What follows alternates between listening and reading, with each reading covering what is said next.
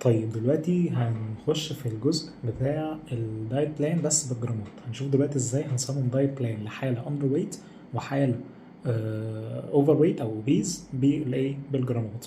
احنا هنيجي نستخدم في الدايتس دي، نستخدم في اكسبرت اسهل لنا لما نيجي نصمم الايه الدايت بلان بالجرامات. وكده كده انت معاك سبسكريبشن فري لمدة 14 يوم او 5 كلاينتس.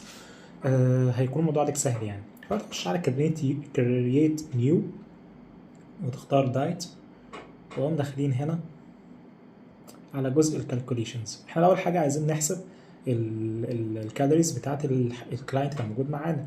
هنعتبر ان هنحل دلوقتي ايه كيس اندر ويت، يعني واحد عنده حاله نحافه. ماشي. طيب اللي عنده حاله نحافه ده وزنه ايه وطوله ايه؟ هنعتبر مثلا ان طوله متر 65، ماشي، وان وزنه 40. حلو. طيب هو هدفه ان هو يجين ويت، هنقوم مختارين جين ويت. وقلت لك ان احنا في الاول بنحاول نخلي الزياده في الكالوريز مش كتير قوي، يعني من 200 ل 300. هو المفروض من 500 ل 1000، بس خلينا في الاول نخليها مثلا 200 ل 300. فنقوم مختارين هنا مثلا 200. والاكتيفيتي ليفل بتاعه هو نفترض ان هو شخص لايت، يعني بيتمرن مثلا من ساعه ل 3 اسابيع في الاسبوع، من ساعه ل 3 ساعات في الاسبوع.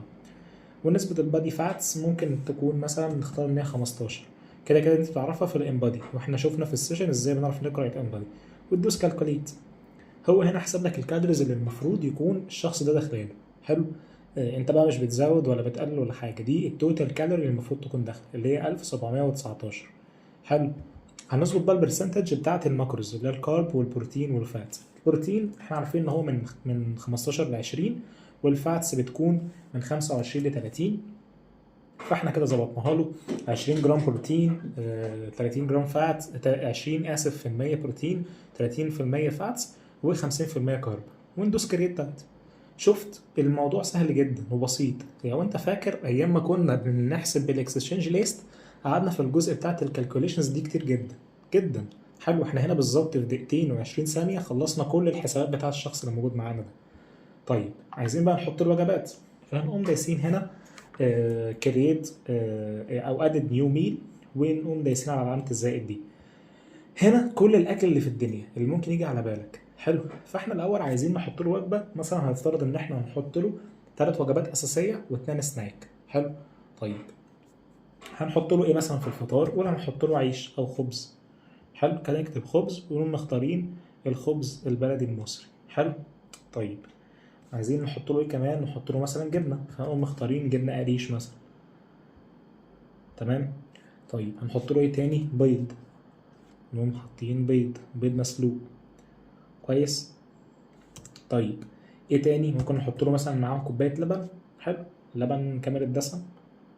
نقوم مختارين لبن كامل الدسم بس. هنحط له مثلا ده في الفطار اول وجبه، ولسه صاحي منه وجبه كويس. هنظبط بقى دلوقتي الكميات في الجرامات. هو هنا مثبت لك كله 100، احنا بقى بنغير الكميات براحتنا. ماشي. ففي العيش هنخليه مثلا 90 جرام، ده تقريبا وزن رغيف العيش البلدي يعني، او اللي احنا كلنا بناكله. الجبنه القريش ال 100 جرام دول يعملوا لك حوالي 6 او 7 معالق، فيعني 100 جرام ممكن يكون كتير شويه عليه لو هو حاله نحافه. ممكن نخليه مثلا كام؟ 70 جرام كويس. حلو. البيض المسلوق الواحدة 60 جرام، فنخليه بيضة. اللبن الكامل الدسم نخليها كوباية، اللي هما سيرف تقريبا نخليه 200. بس ده كده عملت له ايه؟ أول وجبة اللي هي الفطار. وجبة كويسة بروتين وكارب وفاتس. ممكن كمان نحط له يا عم لو انت عايز تحط له فاتس، نحط له مثلا معلقة زيت زيتون يسوي بيها الأكل. ماشي. فتقوم كاتب هنا زيت، يختار لك كل أنواع الزيوت، تقوم دايس زيت زيتون ودايس سيف اهو 5 جرام. بس كده وجبة الفطار اهو، وجبة كويسة جدا. هتبص هنا هتلاقيه كاتب لك انت حطيت قد ايه كارب وبروتين وفات، يعني 69 جرام كارب، 22 جرام فاتس، وبروتين 32 جرام. طيب هنحط بقى سناك. حلو. السناك ممكن تخليه ايه؟ انا عموما مع اي حاله سواء اوفر ويت اوبيز نورمال اي حاجه، الترمس بالنسبه لي كسناك ممتاز ممتاز، مليان بروتين ومليان كمان في نسبه كارب كويسه، فده كسناك ممتاز جدا. فانا هحط ترمس مثلا، ترمس مسلوق. سيف. مش عايز ترمس ممكن تحط له فاكهه، ممكن تحط له مثلا شويه مكسرات، ايا كان يعني. فترمس كويس نحط له 100 جرام ترمس مثلا. حلو. طيب هنيجي بقى في وجبه زي الغدا، هنحط له ايه؟ هنحط له مثلا قول رز، فهنكتب رز بسمتي مسلوق. طيب نحط له ايه تاني؟ هنحط له مثلا دجاج مشوي او فراخ مشويه، فهنكتب دجاج، هيجي لنا دجاج اهوت مشوي. حلو. طيب انت عايز تحط له مثلا شويه فاصوليا، شويه لوبيا، شويه بسله، اي خضار من الخضار المطبوخ ده، هنكتب مثلا فاصوليا او فاصوليا مطبوخه. لا دي فاصوليا مطبوخه باللحمه، خلينا نشيلها.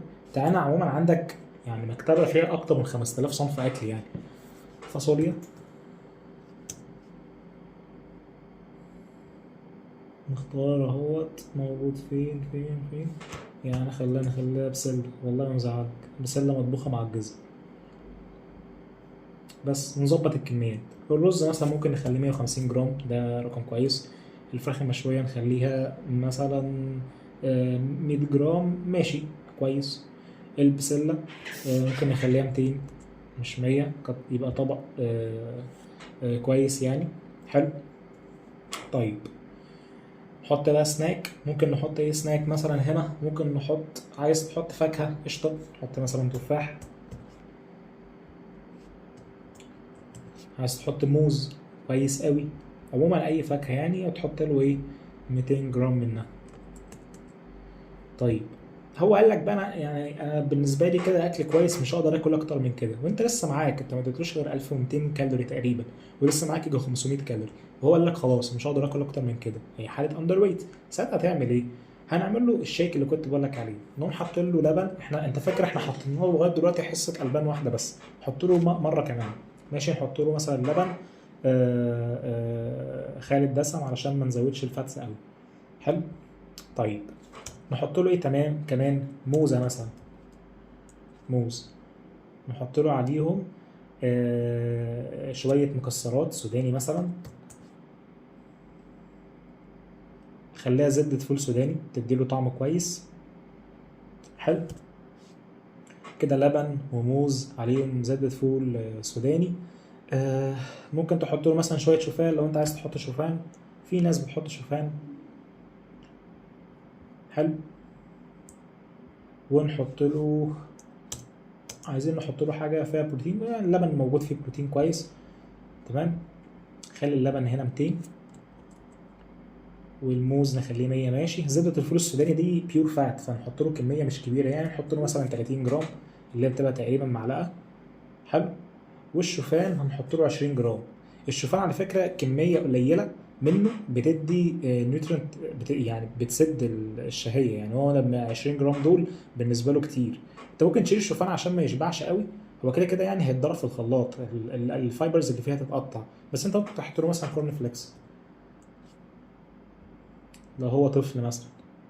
كورن فليكس نسله حط له مثلا يعني 20 جرام برضه او 30 جرام، الحاجه بيبقى يعني سامبل كارب اكتر يعني. شوف انت هنا اديت له 400 كالوري من غير حاجه، يعني حرفيا 400 كالوري هنا همت في حاجه هياكلها او هيشربها 200 مللي، ده حاجه بسيطه جدا يعني. واديت له كل الاحتياجات اللي هو محتاجها، اديت له 1700 كالوري اهو. بس. وتقوم رايح هنا عامل سيف دايت اند برنت، تقوم عامل جنريت لينك.